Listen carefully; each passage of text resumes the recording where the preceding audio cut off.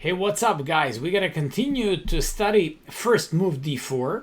Just like you know, one of my intentions for my YouTube channel lately is to be like a unique library for all kinds of openings and variations, especially interesting ones. Here, I just have to carry on with first move d4. You gotta like surf over the web and over my actually channel and to find the rest of the videos how to play against d4. For now, I just covered like the sidelines, and we just carry on in that fashion. Today I just want to teach you how to play against Mikenas Defense. No, I don't want to teach you how to play, I want to teach you how to crush it.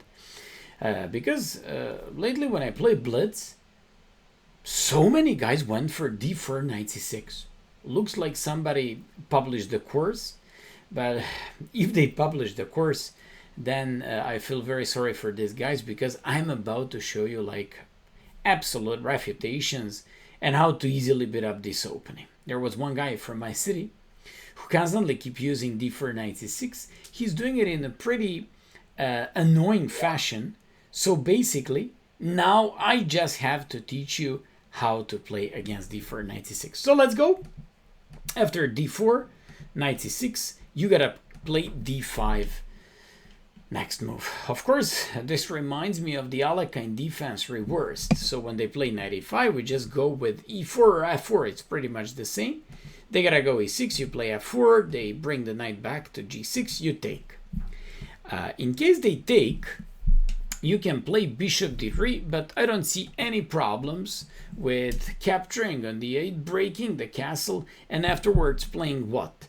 Playing bishop to d3, bringing this knight to f3, playing c3 with the full flexibility, and then going also knight c3, bishop d2 is also okay, but I like Karpov's approach with the pawn on g3, limiting the knight on g6 and pointing out how bad is that knight after you play g3, and going with knight d2, e5, and knight e4. King goes on e2. That's how you play. If they go for f takes c6, that's a critical line because it's very annoying. F file is open and there's lots of tactics, and you have to know your stuff.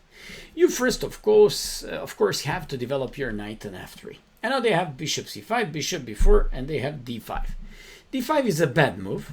I don't want to spend so much time on this one. You can play knight c3, but I especially like the engine approach with h4. Basically, all these kinds of approaches with h4 when the knight stands on g6 is good, because you're just trying to go with h5 and to harass this knight on g6. So you play h4. If they play knight f6, of course you'll push that knight with h5, knight e7, and bring the knight into the center of the board, because it's pretty bad for them if they take, because you swap off the queens and play a powerful knight g5. If they go with the bishop b4, what's the point of bishop b4? They don't give you a chance to play knight c3 in time. So after you play c3, bishop c5, just like you see, now we can't play knight c3 very easily. But okay, I mean, it's not a big deal. We just go with e5. The point of e5 is that I'm definitely fighting against a bad knight on g6. Now I'm kicking it away with h5 and killing it with a crucial move, knight g5. What's so special about this move? It gives me bishop d3, but not just that. It gives me rook h3 in some moments, so I can easily, first of all, bring my rook into the game, and second thing, I don't want to blunder like I blundered in one of my blitz games in the past. I played something, my opponent played knight f5, and then I couldn't jump. I couldn't actually prevent jumping with the knight on g3. Although here you play knight g5, you want to go for bishop d3, you want to play rook to h3, avoiding knight g3, and I'm going to show a game, correspondence game between two pretty good players. Captured, played queen e2, brought his bishop back, played the battery, took on g6, played queen to g3, hit the queen on h2, and went for knight e2, g4, knight f3, and after knight g5 was completely winning. I just went throughout these moves a little bit faster because that was pretty much a desperate attempt by Black to do something and come up with some tactics where, objectively speaking, he cannot come with anything that's special. So this is what we need to know. And that's how you have to play against this system. So now let's go with knight f3, and instead of d5 where you play h4, what happens if they go with bishop b4? There is a smart point behind the bishop b4 in these moves, because they don't allow you to play knight c3. So when you play c3, now they bring the bishop back to c5. I'll show you. The main line is bishop c5, and then we go with knight c3, chasing that bishop away with knight a4 in some moments. So here, when they play c3, just like you see, we can't play knight c3 anymore, and it wouldn't be good to do that. So after c3, we play bishop to d3. That's a logical thing. And here, just like in previous video, I just taught you how to play against the Mikenas Defense with an IQP always going for the same plan. I want to show you, like, once again the same plan, and always to go with the following thing and to reach like a pretty big opening advantage. So what's the point? The point of this system is to go with, for example, they go knight h6. Why would I go on h6? Because some of these guys like to play castle, and with the rook on f8 and with the knight on g6, pressure a potentially weak pawn on f4. You always go with the most flexible queen e2, and after castle, you just go with g3. Please don't forget about this move. I kindly ask you to play g3 before you take any action. Then you'll play h4 and h5 and kick the knight on g6 away. Look what I did against FIDE master from my city, Terzic. We played a game, and I almost fell off the chair when I made the move. I played h4 instantly. And when I did h4, actually it was with the knight on f6. Sorry, with the knight on f6, he just played knight h5, and I couldn't stop the knight g3 thing. But a little bit more about that a little bit later. So when they go with knight h6, you just go queen e2, and when they go with g3, you just play g3. The point of this move g3 is that you defend and create like kind of unbreakable pawn structure, but at the same time you're just limiting ideally both of these knights. So g3 makes knight on h6, on g6 being extremely bad, and on h6 being pretty much useless. Then another thing could be knight f6, e5, knight e5. Watch out to do e5. The point of e5 is that you're just opening up a light square bishop on d3, and that's the point, and that's like a very big thing about the e5 move. When you play e5, they're just having problems because they gotta move that knight to d5, and then you play g3. So you're just creating what you always wanted to create in those positions. The problem about this was that I played, for example, now I'm coming back to that game against Terzic, I played queen e2, he played castles, and now you always go g3 and h4 and you're fine. But I played terrible h4. When the guy went for knight h5, I almost fell off the chair. He was threatening on f4, he was threatening knight g3, and I couldn't defend anything. The fun fact about this game was that I managed somehow to even win this game in the end. Don't ask me how. I played knight g5, sacrificed the rook, and went for some crazy tactics. Luckily it worked for me.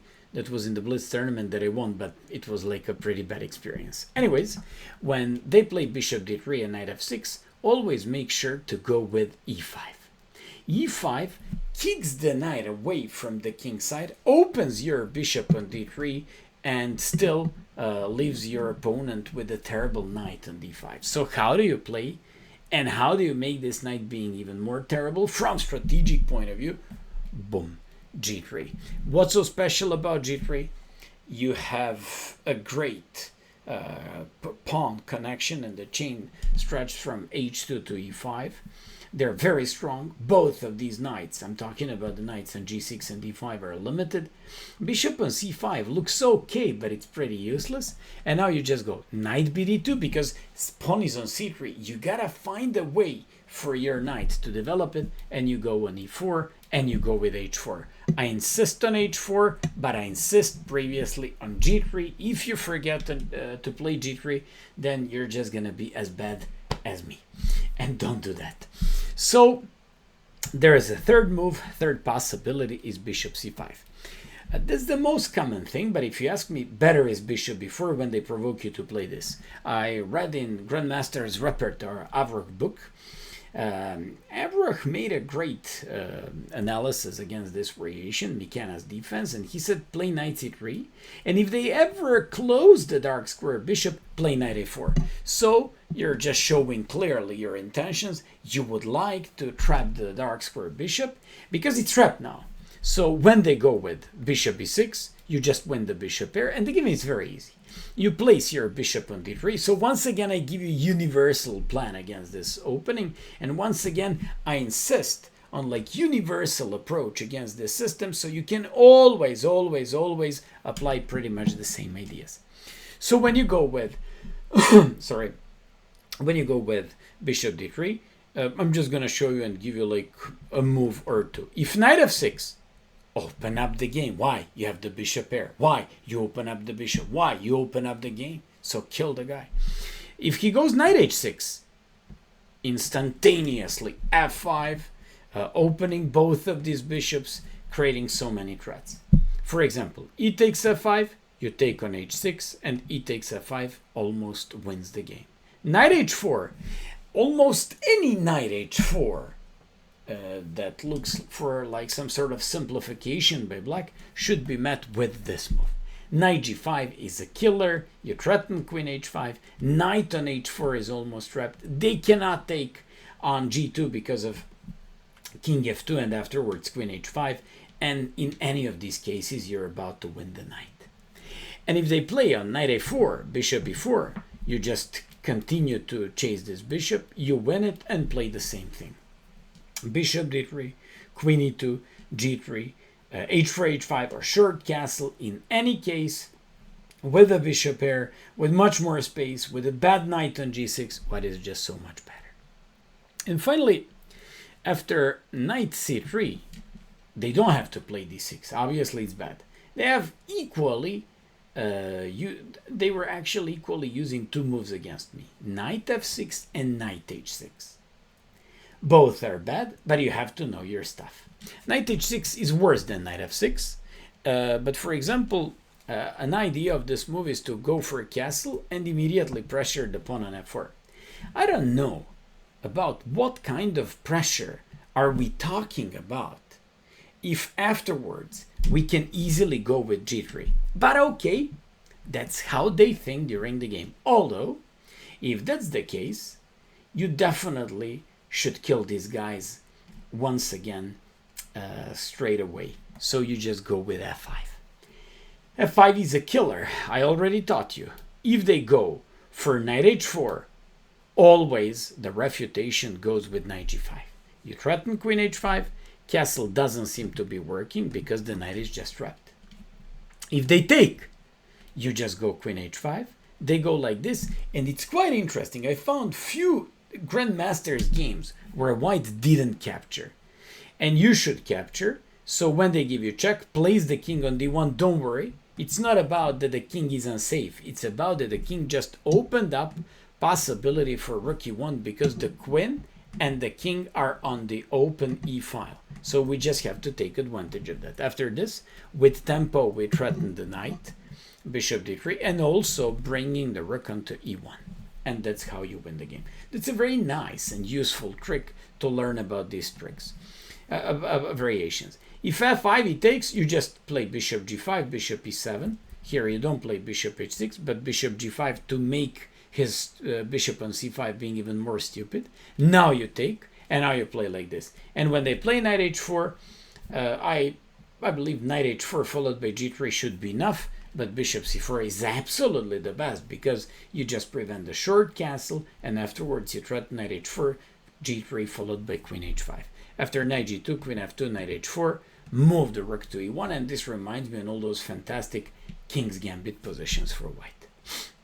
Finally, if they go for knight f6, we're just killing them in a typical fashion, instantly e5. So any knight h6, when you see, think about f5. Any knight f6, think about e5. So after knight g4, he now threatens very nasty knight f2, but we go with knight e4, defending f2 and also threatening the bishop.